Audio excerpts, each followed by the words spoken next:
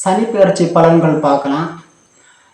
கன்னி ராசியில் பிறந்தவங்களுக்கு சனி பெயர்ச்சி பலன்கள் 2025ஆம் ஆண்டு மார்ச் மாதம் 29ஆம் நாள் அன்னைக்கு சனி பெயர்ச்சி நடைபெற இருக்குது.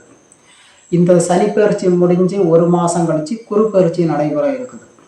இந்த 2 கிரக பெயர்ச்சிகளை பற்றி இந்த வீடியோவில் நான் சொல்கிறேன். கன்னி ராசியில் பிறந்தவங்களுக்கு முதல்ல கன்னி ராசியில் இருக்கக்கூடிய நட்சத்திரங்கள் சூரியனுடைய உத்தர நட்சத்திரம் 2, 3, 4 பாதங்களும், சந்திரனுடைய அஸ்த நட்சத்திரம் 4 பாதங்களும், செவ்வாயினுடைய சித்திரை நட்சத்திரம் 1, 2 பாதங்களும் இந்த கன்னி ராசியில இருக்கு.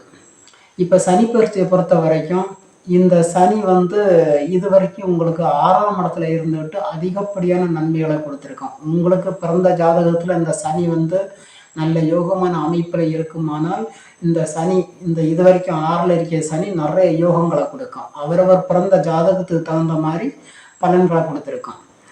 அதே மாதிரி பார்த்தீங்கன்னா குரு பகவான் உங்களுக்கு 10ல் வரப்போகுது. இது வரைக்கும் 9ஆம் இடத்துல பாகிஸ்தானத்தில் குரு இருந்துவிட்டு நிறைய யோகங்களை கொடுத்துருக்கான். இப்போ அந்த இடத்துல இருந்து விலகி தொழில் ஸ்தானம் அப்படின்னு சொல்லக்கூடிய 10ஆம் இடத்துல வரப்போகுது. பொதுவாக குரு 10ல் வந்தால் அது யோகமான அமைப்பு கிடையாது, யோகத்தை தராது. 10ல் குரு வந்தால் செய்யும் தொழில் பாடு அப்படின்னு சொல்லுவாங்க. இது உண்மையிலேயே அனுபவ ரீதியாகவும் சரியாக தான் இருக்குது. 10ஆம் இடத்துல குரு வரும்போது நீங்கள் எந்த தொழில் செஞ்சாலும் அதில் உங்களுக்கு லாபத்தை கொடுக்காது, தொழில் நஷ்டத்தை கொடுக்கும், தொழில் ஒரு மந்த நிலையை கொடுக்கும், தொழில் மூலமாக வரக்கூடிய அந்த வருமானத்தை தடுக்கும். ஏன்னா குரு பகவான் 10ல் வரக்கூடிய குரு பகவானுடைய அந்த பார்வை உங்கள் ராசிக்கு 2, 4, 6 இந்த இடங்களை பார்க்கும். 2ஆம் இடம் தனஸ்தானம். அப்போ முதல்ல 10ஆம் இடத்துல வரக்கூடிய குரு தொழிலில் நிறைய பிரச்சனைகளை கொடுத்து அதன் மூலமாக வருமானத்தை தடுக்கும். உங்களுக்கு ஒரு ரெகுலராக ஒரு வருமானம் வந்துட்டு இருக்குன்னா அந்த வருமானத்தை கிடைக்க விடாமல் அது வருமானம் நின்று போகும். அப்போ வருமானம் ஓரளவுக்கு உங்களுக்கு கையில் பணம் வரலன்னா கடன் பிரச்சனைகள் ஏற்படும். இந்த குருவுடைய ஒரு பார்வை 6ஆம் இடத்துல கடன், நோய், வம்பு வழக்கு. அப்போ கடன் பிரச்சனையை கொடுக்கும், உடம்புல நோய்களை கொடுக்கும், மன நிம்மதியை கெடுக்கும், மன நிம்மதி இருக்காது, எதுவுமே கிடைக்கலன்னா. இப்படி இந்த 10ஆம் இடத்துல வரக்கூடிய குரு பகவான் தொழிலில் பிரச்சனைகளை கொடுத்து, பணம் வராமல் பணப்பிரச்சனையை கொடுத்து, குடும்பத்தில் பிரச்சனை கொடுத்து, கடன், நோய், வம்பு வழக்கு இந்த மாதிரி பிரச்சனைகள் கொடுக்கும். அதே மாதிரி பார்த்தீங்கன்னா 7ஆம் இடத்துல சனி. இது வரைக்கும் நல்ல யோகமான அமைப்புகளை இருந்த அந்த சனி பகவான் இப்போ கண்டச்சனியாக 7ஆம் இடத்துல அதற்குரிய பலன்களை தருப்போது. பொதுவாக 7ல் சனி இருந்தால் அது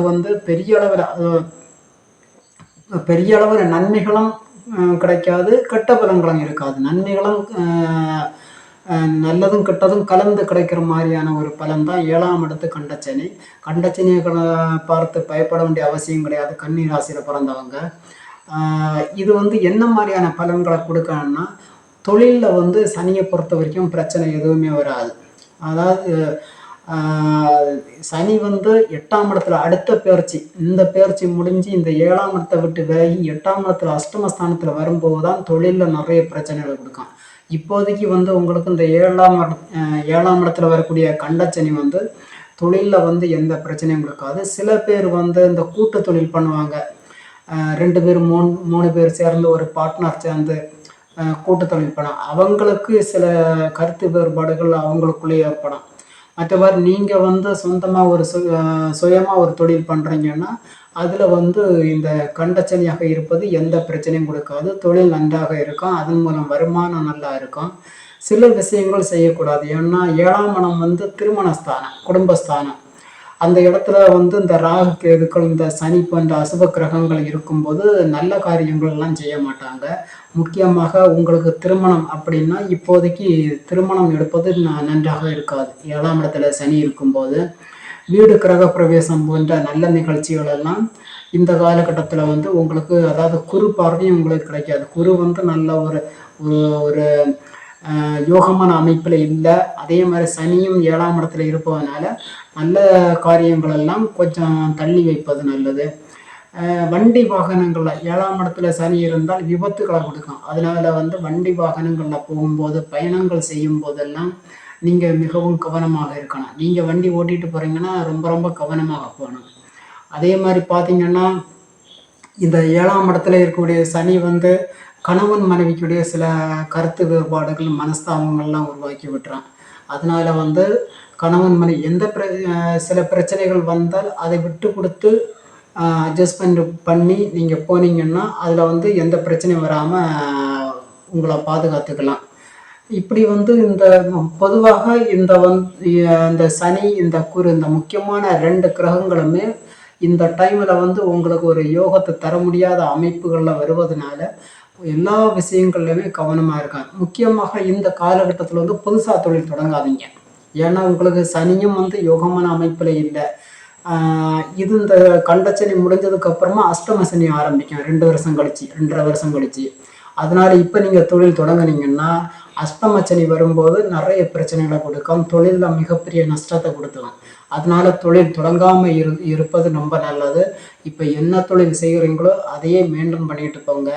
அதே மாதிரி குருவும் நல்ல யோகமான அமைப்பில் இல்லை. 10ஆம் இடத்துல வரக்கூடிய குரு உங்களுக்கு பெரிய அளவில் நன்மைகளை தராது. நீங்கள் வந்து இது வந்து ஒரு 30% பலன்கள் தான் இது நான் சரியாக இருக்கும். ஏன்னா இது நான் பொது பலன் தான் சொல்கிறேன். கன்னிராசியில் பிறந்த எல்லாருக்குமே ஒரே மாதிரியாக தான் இப்படி இருக்குன்னுலாம் கிடையாது. இந்த சனி, இந்த குரு, இந்த கிரகங்கள் எல்லாமே உங்கள் பிறந்த ஜாதகத்தில் நல்ல யோகமான அமைப்பில் இருக்குமானால் இந்த இந்த பெயர்ச்சிகள் எல்லாம், இந்த 10ல் வரக்கூடிய குருவும் உங்களை எதுவும் பண்ணாது. 7ஆம் இடத்துல வரக்கூடிய சனியும் வந்து உங்களுக்கு பெரிய அளவில் கெடுபலங்களை தராது. அவங்கவங்க பிறந்த ஜாதகத்துக்கு தகுந்த மாதிரி இந்த கிரகங்கள் பலன்களை கூடுதலாக குறைவாக கொடுக்கும். இந்த வீடியோ உங்களுக்கு பிடிச்சிருந்ததுன்னா எங்களுடைய சேனலை சப்ஸ்கிரைப் பண்ணுங்கள், ஷேர் பண்ணுங்கள், லைக் பண்ணுங்கள்.